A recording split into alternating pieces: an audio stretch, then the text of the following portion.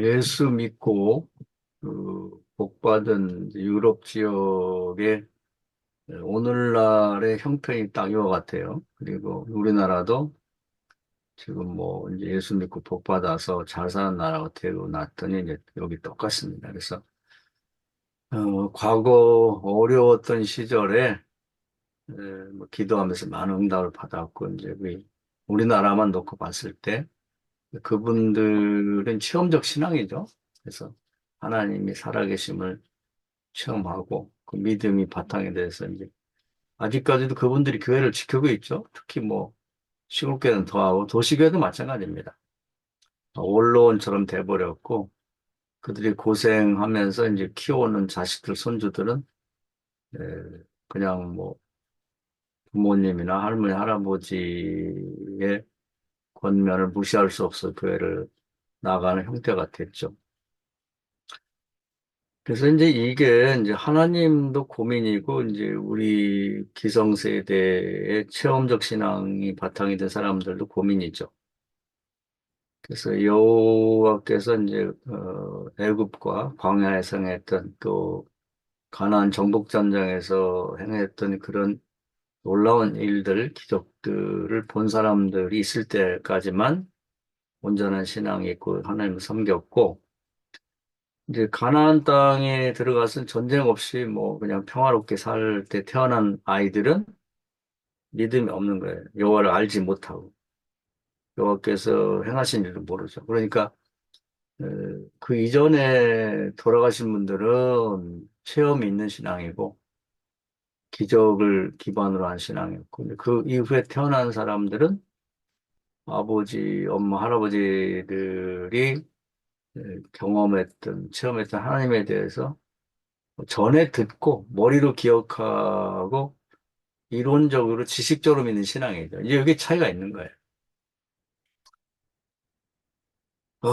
그래서 이제 우리나라를 비롯해서 이제 우리가 먼저 예수 님과 복받는 유럽이나 미국이나 이런 데 지금 딱 걸려 있는 그런 상황이 바로 이 상황이거든요. 이제 어떻게 할 것이냐 이게 이제 우리가 깊이 고민해야 될 바죠. 하나님은 뭘 하고 계시고 어떤 계획을 세우고 있나 하는 겁니다. 자, 최근에 그 우리나라에 재밌는 그런 현상이 일어나고 있는데요. 그건 뭐냐면 그 특히 그 뭐 기후가 많은 이제 변화가 일어나면서 무서운 태풍이 계속 오고 있고 그다음에 폭우가 많이 쏟아져요. 그래서 대개 시작은 일본부터 시작을 하죠. 태평양에서 가까우니까. 그래서 뭐 말로 다 할 수 없는 재앙이 닥쳐져서 그대로 그냥 그 데미지를 받게 됩니다. 그래서 엄청난 비가 오고 엄청난 태풍이 불어서 사람도 많이 죽고 뭐 재산 피해도 많죠. 그런데 이제 일본에서 바로 이제 오면은 이제 우리나라예요. 근데 신기하게도 우리나라에 오면은 저는 뭐 신의 방패다 뭐 어떤 사람 그런 표현도 했는데 놀랍게도 이 기후가 변화가 일어나면서 일본해를 지나온 태풍이나 이 폭우가 오지 못하도록 이게 막고 있는 기류가 형성된다는 그건 하루 이틀 얘기가 아니라 그동안 몇십 년 동안 그런 일이 발생했다는 거예요. 그 전 세계 기상학자들이 놀라운 일이라는 거죠. 이건 뭐 도저히 사람의 어떤 과학적 이론을 설명할 수 없는. 그 일본에서 건너온 태풍과 이 폭우가 이 대한민국과 일본 그 사이에 있는 해협에서 뭔가 딱 성벽에 부닥친다는 거예요. 그 눈에 보이지 않아요. 그래서 뭐 일부의 학자들은 뭐 한라산이 태풍을 막는다 하는데 그것은 그냥 개인적인 생각일 뿐이지 한라산이 높다 하더라도 한라산이 조그만 산이기 때문에 우회하면 얼마든지 올 수가 있거든요. 근데 우리나라를 딱 막아주기 때문에 결국은 그 태풍이 또 폭우가 이 우리나라를 우회해가지고 이제 그 동남아시아나 이제 중국으로 가는 거죠. 거기 가서 마치 한국을 집어삼킬 듯이 달려왔다가 이제 그 뜻을 이루지 못하고 그쪽으로 가면서 분풀이 하듯이 이제 막 쏟아 넣는 거죠. 그래서 엄청난 피해가 많이 일어나고 있습니다. 그리고 너 이제 그 태풍이나 폭우가 또 거기를 돌아서 한국으로 오는 경우가 있는데 북한으로 이렇게 올 때가 있는데 남한까지 그때는 모든 그 기운을 다 잃어가지고 풀이 죽어갖고 옵니다. 순해져서 우리는 피해가 없어요. 이건 도저히 설명이 안 되는 거죠. 근데 저는 그 전에 우리 목사님들하고 얘기를 했습니다만은 성경을 보면 계시록을 공부할 때 봤죠. 하나님이 기후를 관장하는 천사를 둬서 이제 큰 모자기 같은 것이 있는데 그걸 네 귀퉁이인 천사들이 붙잡고 있고 하나님의 뜻에 따라서 이렇게 흔들면 이 기후의 변화가 일어난다는 거예요. 그건 하나님의 상징적으로 보여주는 거겠죠. 그러니까 분명히 하나님께서 이 기후와 날씨의 변화를 주관하고 계시다. 그렇다고 보면 엘리야가 기도했을 때 엘리야는 그런 믿음이 있었던 거죠. 3년 6개월 한번 기도해서 3년 6개월 비가 안 오기도 하고 안 오던 비를 또 갈멜에서 기도했더니 일곱 번 기도하자 또 비가 내려서 해갈이 됐죠. 그 얘기는 뭐냐면 우리 믿는 자가 이런 사실들을 믿고 또 전례가 있잖아요. 없는 얘기를 처음에 한다고 그러면 이제 굉장히 힘든데 분명한 전례가 있기 때문에 기도하면 하나님이 이 기후도 변화시켜지고 기후도 하나님이 우리 기도한 대로 바꿔주시기도 한다. 이런 믿음을 갖자는 겁니다. 저는 계시록을 읽고 그리고 이 엘리야를 본 이후에 늘 이제 태풍이 오고 폭우가 쏟아질 때 기도합니다. 뭐라고 기도하냐면 우리 한반도는 피해가게 해주십시오. 근데 폭풍과 이 태풍이 폭우가 필요하긴 해요. 왜냐하면 특히 바다에 우리나라 이제 삼면이 바다인데 남해안과 동해안과 서해안이 바다가 이 태풍이 없으면 죽은 바다가 돼요. 그래갖고 이끼가 끼고 그만 뭐 고기들이 다 죽어 없어지는 그런 가끔 그런 고기들이 폐사하는 경우가 있죠. 그러니까 태풍이 불어서 바다를 한번 들쑤셔가지고 공기 중에 있는 산소가 바닷물에 섞이도록 해줘야만 살아있는 바다가 되는 거예요. 그래서 우리가 이제 어항을 에다 물고기를 키워보면 그냥 내버려두면 죽습니다. 근데 작지만 조그만 물방울에도 뽀글뽀글하게 이렇게 계속 이렇게 올려주면 그 공기 중에 있는 산소가 그 신기하죠. 물에 녹아들어서 이 물고기가 물 아가미를 먹으면은 이제 그게 산소가 흡입이 된다는 거죠. 그리고 효과가 있기 때문에 반드시 이 바다에는 필요해요. 그러나 우리 한 반도에는 그렇게 폭풍이나 태풍이 필요 없거든요. 폭우가. 그러니까 필요한 만큼만 주시고 이 불필요한 그런 폭풍이나 폭우는 이 필요한 이 바닷길로 가게 해주세요. 그렇게 기도를 하거든요. 우리 교인들에게도 그렇게 기도하자고 부탁을 하고. 근데 뭐 제가 뭐 개인적으로 기도했다고 그래서 뭐 다 그렇게 됐다고 말하는 건 오해가 있을 수 있는데 저는 그런 믿음이 있어요. 그래서 엘리야 같은 믿음을 갖고 기도를 합니다. 그럼 모든 대한민국 전체가 다 기도하면 좋겠지만 그건 불가능한 일이기 때문에 하나님은 뭐라고 말하고 계시냐면 한 명이라도 기도하면 된다. 구하면 주신다는 거지. 그리고 마태복음 18장 18절에 보면 두 사람이 구하면 하늘문을 연다. 그렇게 돼 있거든요. 그러니까 뭐 내 기도만 안 통하는 게 없다 이런 식이 아니라 기도를 해야 된다는 겁니다. 그런 점에 대해서. 근데 우리가 꼭 기억할 건 뭐냐면 한 명이라도 기도를 해야 하나님이 역사를 하는 거지. 기도가 없이는 이런 일이 나타날 수 없다는 거죠. 누군가 저를 포함한 뭐 생각이 지각이 있는 사람들이 기도를 통해서 이런 현상이 나타나는 거지. 하나님이 그런 것도 없이 아무도 기도하지 않는데 대한민국만 특별히 사랑해가지고 신의 방패처럼 어떤 그 날아오는 그런 태평양에서 날아오는 이 폭우와 태풍을 그냥 하나님 우리나라만 이뻐요 그 막아준다 그런 건 없는 거죠. 제가 출애굽 신앙을 중요하게 생각하는데 하나님이 이스라엘 왕이라고 해서 그냥 아멜렉과 여호수아 군대가 싸우는데 내버려둬도 하나님이랑 도와준다. 그런 건 없죠. 그렇다면 구하고 찾고 두드리라는 말에 의미가 없는 거지. 그러니까 하나님은 반드시 기도의 동역자를 필요로 하는 거예요. 한 명이라도. 모세 하나가 기도했잖아. 아론과 훌은 옆에서 보조를 했지만 따지고 보면 진짜 믿음을 갖고 기도한 건 모세밖에 없단 말이에요. 그러니까 이런 믿음이 필요하다. 우리나라 정치에 대해서도 뭐 요즘도 뭐 엊그저께도 뭐 교인들이 뭐 100만 명이 모여가지고 뭐 기도하고 그런 실제적 행동도 필요하지만 누군가 진심으로 믿고 기도하는 근데 성경의 전례를 바탕으로 믿고 기도하는 사람 하나가 있다 그러면 기독교가 변화된다는 거죠. 기도의 정ok자가 되자는 얘기를 하고 싶은 거예요. 그러면 이제 이런 체험들을 통해서 이제 현재 이제 살아가고 있는 사람들도 조금씩 이제 그런 깨우침이 있어서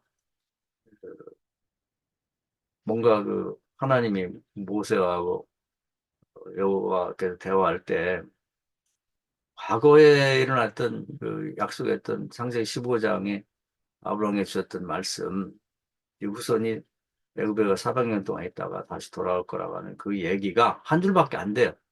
근데 그 얘기를 애굽에 가서 430년 동안 살고 있는 사람이 얘기했을 때 과연 믿겠냐? 이게 우리 궁금증이죠. 지금도. 모세는 믿고 있지만 그 얘기를 전했을 때 그 믿겠냐? 그들에게. 지금도 마찬가지예요. 똑같은 고민이. 예수 믿고 구원받아야 된다. 그럼 우리는 믿고 있는 그 얘기를 사람들에게 얘기했을 때 세속에서 애굽에 사는 백성들처럼 그렇게 살고 있는 사람들이 이걸 받아들이겠냐 이 말이죠. 글쎄 하나님의 말씀은 기적을 보면 믿게 될 거다. 열 가지 기적, 열 가지 기적이 나타나니까 그 사람들이 이제 믿음이 생겨갖고 홍해를 건널 출애굽을 가능하게 했죠. 좀 더 교회들이 변화가 되려면 뭐 별의별 프로그램을 하여 뭐 모여서 뭐 세미나도 하고 뭐 성경 공부도 하고 그건 지난번에 얘기했지만 그렇게 해야 겨자씨 같은 믿음밖에 안 돼요. 들을 때만 조금 뭐 이렇게 감흥이 있지 이제 그거 갖고 사람이 삶이 변화되지 않는단 말이에요. 그 교회들마다 내년에 확실히 부흥될 수 있는 방법은 딱 한 가지예요. 우리 목사님들 교회에서 열 가지 기적 누가 봐도 저건 기적이라고 하는 것이 일어나면 그 교회는 백리 밖에서 사람들이 올 겁니다. 매주 차를 타고. 그게 아니고선 무엇으로 사람을 구원할 수 있겠는가? 믿음을 갖게 하겠는가? 근데 하나님 말씀한 것은 기도 한번 듣질 않아요. 어떻게 다른 방법 없을까? 다른 방법 없어요.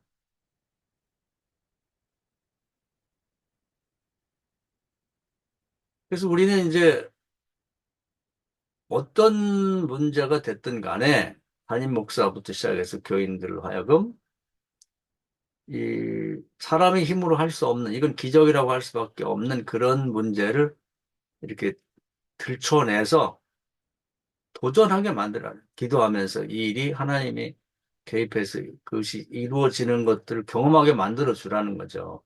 그거 말고 그들에게 어떤 믿음을 주겠어요? 그 가정을 어떻게 구원하겠냐고. 그 지역을 어떻게 구원하냔 말이에요. 뭐 노인정에다 뭐 매달 떡 한 마씩 갖다 주고 사모들이 커피 끓여가지고 냉커피 타주는 거 이것만 갖고는 안 돼. 이건 봉사의 일환이고 그들 그렇다고 해서 영원히 구원받는 거 아니라는 거죠. 결국 그 지역의 구원도 그 지역 사람들이 모두가 이건 하나님의 기적이 필요하다는 걸 담임 목사가 거기에 대해 선포하고 기도해서 그 기적이 이루어지도록 하는 방식밖에 없다. 그 이제 앞으로 기도를 저도 하고 있지만 부탁하고 싶은 게 하나 있어요. 뭐냐면 지금 전 세계는 거의 3차 대전에 가까운 이제 전쟁을 하고 있습니다. 너무 잘하니까 자세를 설명할 필요 없고 러시아 우크라이나 전쟁 하는데 그 우크라이나는 우크라이나 하나가 아니죠. 유럽연합이 이제 그 우크라이나 뚫리면 유럽으로 공격을 할 걸 믿고 이제 거기를 지원하고 있으니까 유럽연합과 러시아의 싸움이고, 그리고 이제 미국이 또 그걸 지원하고 있죠. 그리고 이제 러시아 편에는 이제 중국이 암암리에 돕고 있고, 이란이 돕고 있고, 심지어 이번에는 북한군이 갔단 말이에요. 사람들이. 근데 이제 그렇게 보면은 남한에서는 이제 우크라이나가 무기를 팔고 있잖아요. 우크라이나에 유럽연합이 다 갖다 준 이 무기나 특히 폭탄, 대포, 폭탄, 알 같은 건 다 합쳐도 미국을 통해서 한국이 보내준 그 포탄이 더 많다는 거예요. 유럽연합이 보낸 것보다. 그러니까 우리는 무기로 가서 싸우고 북한군은 어, 병사를 보내 싸우니까 이 전쟁에서 남북이 붙은 거나 마찬가지예요. 사람이냐 무기냐일 뿐이지. 그러니까 이제 러시아에서는 우리가 믿죠. 그래서 한국을 공격하겠다. 이제 우크라이나 무기 쓰지 마라. 이런 얘기가 나오고 있고. 그다음에 이제 이스라엘과 또 이란이 지금 싸우고 있죠. 이제 궁극적으로는 이스라엘과 이란의 싸움이죠. 뭐 거기 에, 뭐 헤즈볼라니 뭐 하마스는 있지만 이제 배후에는 이란이 있는 거고. 그 이란을 이제 그 이스라엘은 어떻게든 이란을 꼬투리 잡아가지고 이제 이란을 공격하고 싶어 하죠. 그 이유는 이란에 핵이 있기 때문에 그런 거예요. 핵이. 그래서 이스라엘은 조그만 나라 뭐 충청북도 정도밖에 안 되니까 이란이 핵을 한 방 쏘게 되면 나라 자체가 없어집니다. 그게 가장 두려운 거죠. 근데 그 핵을 누가 제공했냐? 러시아의 학자들이 이제 북한에 전수한 걸 북한 학자들이 이제 이란에 가서 제공한 거죠. 그래서 이스라엘이 북한을 공격했다는 얘기가 그래서 그런 거예요. 너무 미운 거죠. 그런데 따지고 보면 이란은 그렇게 핵 기술 전수하고 그 도와주고 있는 게 북한이고 또 이스라엘도 나라가 좁다 보니까 외국에 많이 퍼져 있어 돈은 있지만 무기를 쟁여놓고 쓸 수 있는 형편이 안 돼요. 그 무기를 누가 대느냐? 폭탄하고. 그 우리 남한이 되는 거죠. 보이지 않게 또 전쟁을 하고 있는 거예요. 참전을 하고 있다. 그런데 이제 또 하나의 전쟁의 위협이 있는 것은 오늘 일어날지도 모르죠. 그 중국하고 이제 대만입니다. 중국은 지금 내적으로 엄청난 그런 거의 내전에 가까운 어려움이 생겼어요. 경제가 이제 완전히 망했기 때문에 그런 거죠. 그럼 되게 내 국내에 어려움이 생기면 그 관심을 밖으로 돌리게 하고 되게 전쟁을 일으키게 됩니다. 쉽진 않지만. 그래서 대만을 공격하다고 아주 이렇게 대놓고 얘기를 하고 있고, 대만이 지난번 선거에서 친중국계가 사람이 총통이 됐죠. 그 지도자가 됐단 말이에요. 암암리에 이제 중국하고 이렇게 협력을 하고 있어요. 그래서 이제 중국은 뭐 힘으로 빼앗던 어떤 정치가들을 설득해서 빼앗던 대만을 자기 것으로 만들고 싶습니다. 그런 가장 큰 이유는 땅에 대한 욕심보다도 반도체를 갖고 싶은 거예요. TSMC라고 하는. 근데 중국은 반도체가 없어요. 그렇기 때문에 만들어 봐야 우리는 뭐 지금 뭐 2나노, 3나노를 만드는데 거기는 28나노 아주 장난감이나 만들 그런 정도의 반도체밖에 못 만든단 말이에요. 그 사람도 많고 학자도 많은데 그 만들면 되지 않냐? 어려워요. 그게. 금방 만들어지지 않는다. 그러니까 이미 잘 만들고 있는 TSMC를 자기 그 소유로 삼고 싶은 거죠. 그러면 이 세상의 모든 지금 모든 장비들은 다 반도체가 들어가야 돼요. 배도 그렇고 뭐 비행기도 그렇고 전자제품도 그렇고 무기도 그렇고. 그러니까 중국의 모든 무기나 이런 게 성능이 떨어져요. 비행기가 뭐고 비행기도 뜯어 떨어지고 그런 게 기술이 없어서 그렇거든요. 그러니까 이제 이 대만을 빼앗고 싶은 거예요. 그럼 만약에 전쟁이 벌어졌다 그러면 대만을 공격하면 이제 미국이 또 지원할 거고 또 일본하고 호주가 지원할 거고 한국도 가만히 있을 수 없죠. 또 대만도 이제 한국산 무기를 살 수밖에 없어요. 무기를 만드는 나라가 없어요, 전 세계에서. 이게 묘하게 이렇게 된 거예요, 지금. 뭐, 대포나, 뭐, 또는 무슨 탱크라든지, 뭐, 무슨 비행기라든지, 무슨 폭탄이라든지, 뭐, 배라든지, 제대로 만드는 나라가 없거든요. 2차 대전 끝나고 나서 모든 나라들이 그런 공장을 폐쇄하고 팔 데가 없으니까. 이 기술자가 다 이직하거나 늙어서 없어버렸으니까, 이제 와서 수요가 많은데 공급을 감당할 수가 없는 거죠. 근데 한국은 계속해서 그걸 발전시켜 왔고, 창원 쪽에 모든 부품 회사까지 다 밀집되어 있기 때문에 그냥 또 로봇이 발전해서 그냥 찍어다가 바로바로 이렇게 갖다 주다 보니까 한국밖에 무기를 팔 수 있는 나라가 없어요. 딴 나라도 무기 팔아먹고 싶 죽죠. 근데 못 만드는 것 같아요. 독일 같은 데도 뭐 탱크도 잘 만들고 하지만 그 뭐 부품 회사가 다 외국에 있고 뭐 기술자가 별로 없다 보니까 지금 주문하면 비싸기는 엄청 비싼데 많이 돈이 들어가죠. 그렇게 있다 보니까. 그게 5년 정도 가야 오늘 주문하면 5년 있어야 받는단 말이에요. 근데 한국은 주문하면 한 3개월이면 갖다 배치까지 해주니까. 그럼 이제 대만하고 중국 붙으면은 그럼 이제 중국이 이제 한국 싫어하죠. 대만 왜 무기 파냐고. 열받아 갖고 대만에 중국에서 우리나라 미사를 쏜다든지 뭐 핵폭탄을 쏠 수도 있겠죠. 또 북한에 김정은이 핵폭탄을 쏠 수도 있죠. 열받아 갖고. 이제 그럼 전쟁이 나는 거예요. 우리 가만히 있질 않죠. 우리나라 요즘에 뭐 천무 파이브하고 이제 식스가 나왔다. 파이브만 해도 이게 하나가 떨어지면 뭐 운동장 300개가 날아간다는 거 아니에요?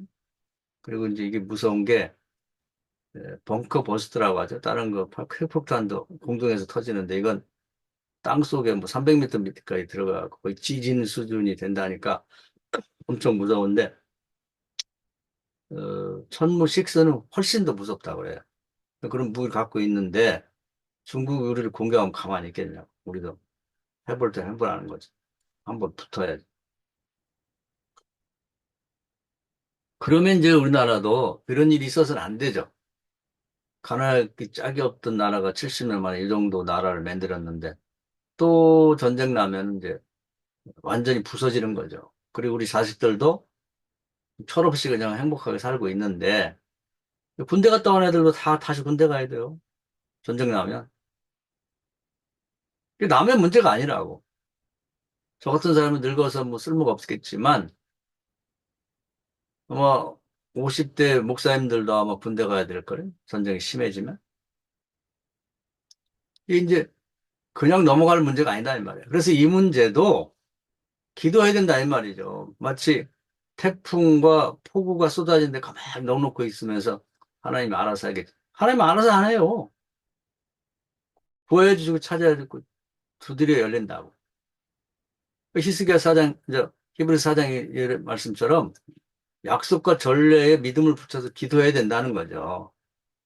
그래서 우리 기후에 이 문제가 생겼을 때는 기후를 관장하는 이런 천사들이 있다는 걸 우리가 알고 기도해야죠. 그리고 전례에 엘리사의 전례에 믿음을 붙여서 기도해서 이걸 막아내야 된다는 거죠. 기도해야 되는 거예요. 그냥 되지는 않아요. 그럼 전쟁은 뭐냐? 성경에 누누이 얘기를 해요. 전쟁은 다 하나님께 속한 것이다. 그렇다면 뭘 근거로 기도할까? 막연히 뭐 하나님 세계에게 평화를 주시고 뭐 전쟁으로 뭐 어렵게 된 이들을 불쌍히 뭐 좋죠. 근데 그건 교회 안 다니는 사람들, 목사 아닌 사람들도 그런 기도를 해요. 다. 그렇기 때문에 정확하고 영향력, 하늘에까지 상달되어 영향을 미치는 기도는 안 된다, 이 말이에요. 그래서 우리는 수준이 다른 기도를 해야 되는데, 제가 오늘 목사님들에게 부탁하고 싶고, 저도 기도하고 같이 하자는 얘기를 하려고 하는 거예요. 여기도 보면 이제 큰 일을 본 자들이 얘기가 나오죠. 그래서 그, 실제로 그런 얘기가 나와요. 이스라엘을 위하여 행하신 모든 큰 일을 본 자들이 사는 날 동안에만 여호와를 섬겼더라. 그 전쟁 중 가장 큰 전쟁은 구약을 통틀어서 그 출애굽해서 나왔을 때 이스라엘 백성이 뭐 총 해서 한 250만 명이나 되나 생각하는데 이제 뒤에서 이거 실수했구나 그러면서 이제 어 애국 군대가 쫓아오잖아요. 그 당시 최강의 전력을 가진 애국 군대란 그러니까 앞에는 홍해가 가로놓여 있고 인간의 힘으로 도저히 할 수 없는 일이죠. 이때 이제 이스라엘 백성들이 간절한 마음으로 살기 위해 기도했고 모세가 앞장섰는데 놀라운 일이 벌어졌어요. 뭐냐면 그 애국 군대와 이스라엘 백성 사이에 거의 비슷해요. 신의 방패처럼 성령의 불이 딱 가로막았단 말이에요. 눈에는 잘 안 보이지만 이걸 통과해서 지나갈 수가 없는 거예요. 그런 사이에 모세가 하나님의 뜻을 받들어서 지팡이를 하늘에 들고 홍해 바다를 향해 기도했을 때 동쪽에서 바람이 불었죠. 동풍이 불면서 이제 이 홍해 바다를 가르며 옵니다. 그래서 충분히 바닷물이 갈라져서 이제 이스라엘 백성이 걸을 정도 됐을 때 이스라엘 백성이 걸어 들어가죠. 그리고 이제 끝이 거의 이제 어, 홍해 바다를 건너갈 쯤에 그 이 애국 군대를 막고 있던 신의 방패처럼 막고 있던 그 성령이 앞으로 옮겨가면서 이제 적들이 애국 군대가 따라 들어와서 이제 이 홍해 바다 안으로 들어오죠. 그리고 이스라엘 백성의 끝이 이다 건너편으로 다 올라갔고 그리고 이제 애국 군대가 전체가 다 홍해 바다 안에 갇혔을 때 그게 이제 이 홍해 바다 합쳐지면서 다 수장되어 죽었죠. 지금 우리에게 필요한 것이 애국 군대와 이스라엘 백성 사이에 이렇게 가로막을 쳤던 그런 하나님의 도우심이 필요하다. 이걸 믿고 우리가 거기다 믿음을 붙여서 우리를 보호해달라고 기도하자 이 말이에요.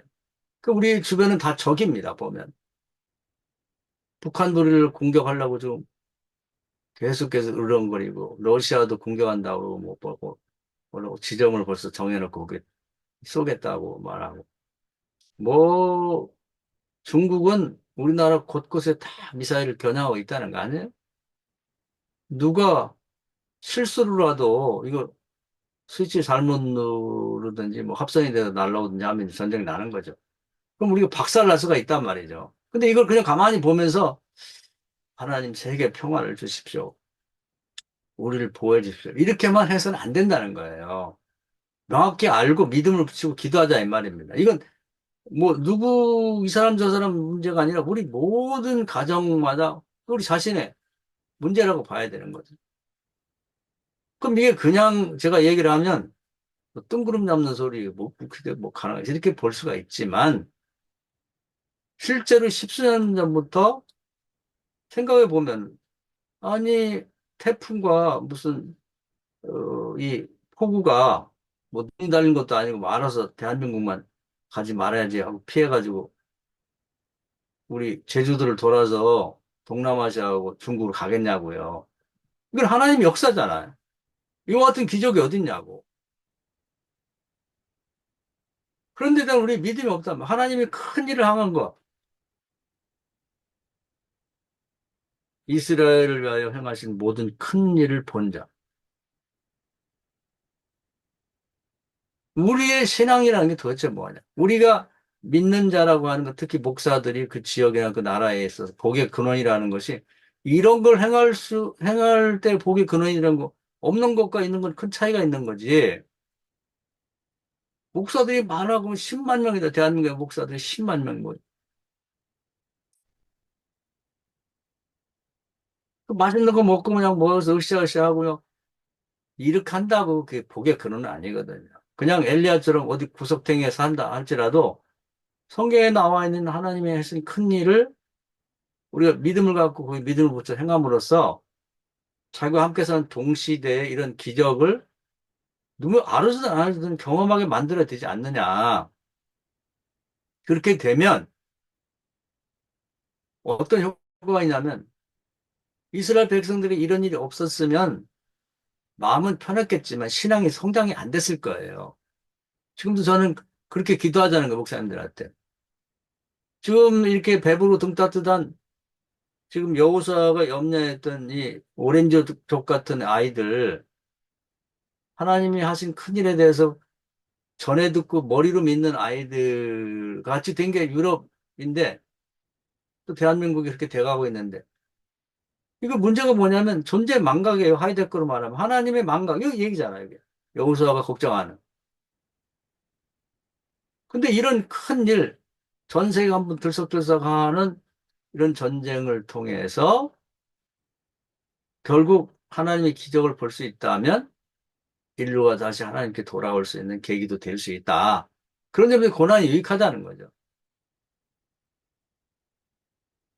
세계적인 전쟁의 위협이 정말 잘 하나님의 해결해 주셔서 이 인류 전체에게 하나의 유익함, 신앙을 회복하고 하나님을 찾게 되는 계기가 되도록 해 주세요 하고 그것도 기도하자 이 말이죠. 그 누군가 기도를 해야 된다면 누군가 아무도 기도하지 않는데 저절로 그렇게 된다. 그건 없다니까.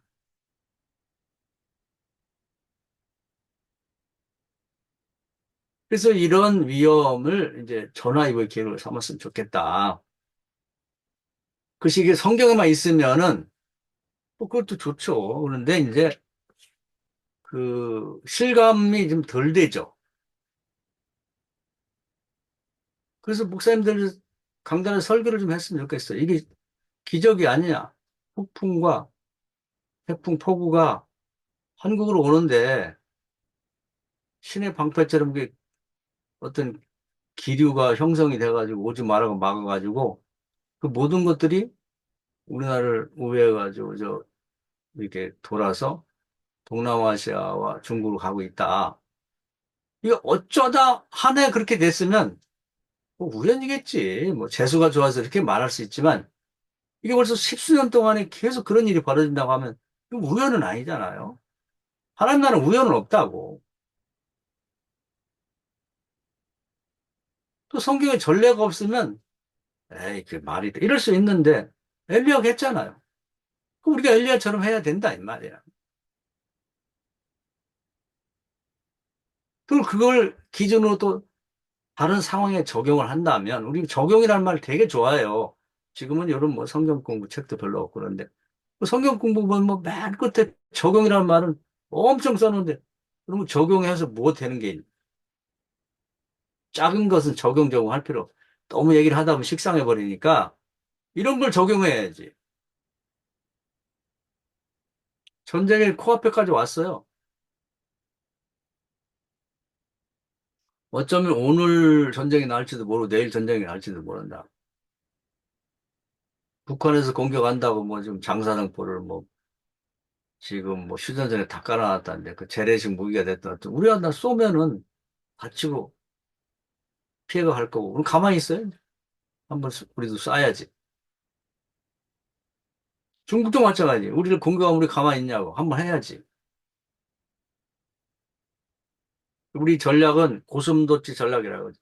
중국이 덩치가 크고 뭐 사람이 많지만 니네가 우리를 공격하면 우리도 전력은 약하지만 니네 나라가 도저히 이제 다시는 나라 고시를 못할 때까지 우리도 공격하겠다. 이런 전략이거든요. 그리고 우리나라가 숨겨놓은 폭탄이 무지무지하게 많습니다. 지금 전 세계에 이 전쟁을 뒷바라지할 만큼 만들고 있는데 우리나라를 공격한다? 가만히 있으면 안 되죠. 우리도 저라도 나가 싸워서 우리 가족을 지켜야지. 이런 위기 상황이니까 두려워할 필요는 없다.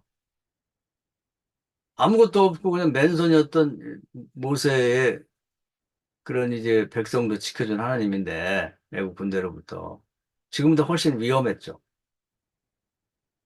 우리가 이런 기도를 하게 되면 우리 한 사람이든 두 사람이든 기도하게 되면 하나님께서 전례를 쫓아서 모세 시대에 외국 군대를 막아준 것처럼 우리 주변에 있는 강력한 군대들을 막아서 이 전쟁의 시기가 잘 넘어가게 되고 또 이런 인류 전체에 대한 고통스러운 경험들이 하나님 망각에 빠져 있는 이 지금 여호수아 시대에 에, 철없는 그런 그 다 이스라엘 백성 얘기예요. 여호와를 믿는 사람들 얘기지 뭐 이방인 얘기 아니잖아요.